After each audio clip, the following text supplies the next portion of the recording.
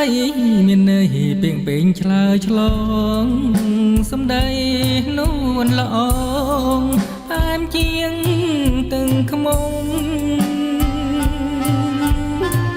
ចិនដូចផ្លែល្វី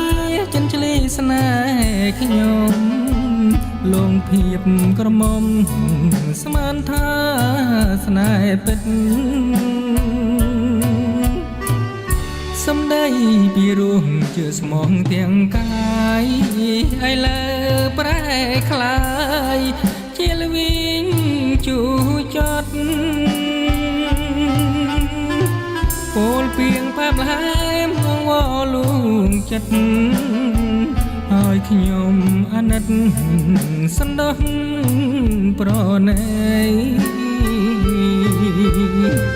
រោងជាតិសំដីមានន័យច្រើនណាស់ចេងបដោចែផ្លាស់មកប្រាស់ភូនពោរកលរកល្បិច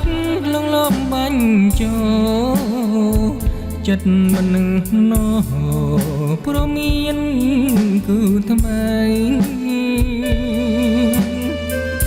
សំដីជាថ្នាក់បញ្ជាងចិត្តស្រីដោយផ្សែងបារីស្រីបងហើយចោ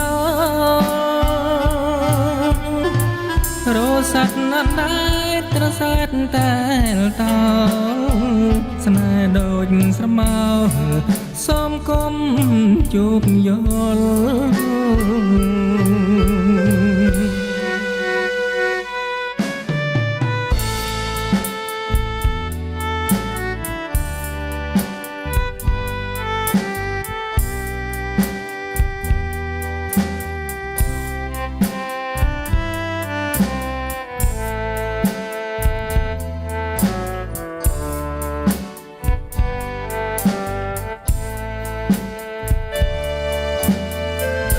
សំដី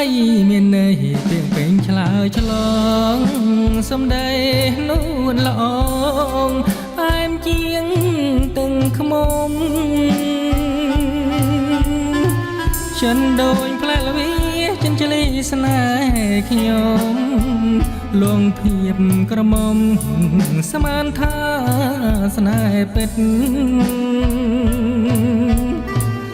សំដីពីរោះជឿស្មងទាំងកាយឲ្យលើប្រែ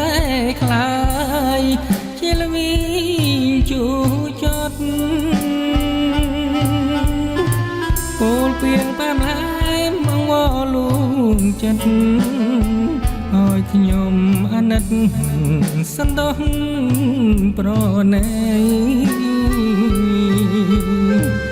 រសជាតិសំដីមានន័យច្រើនណាស់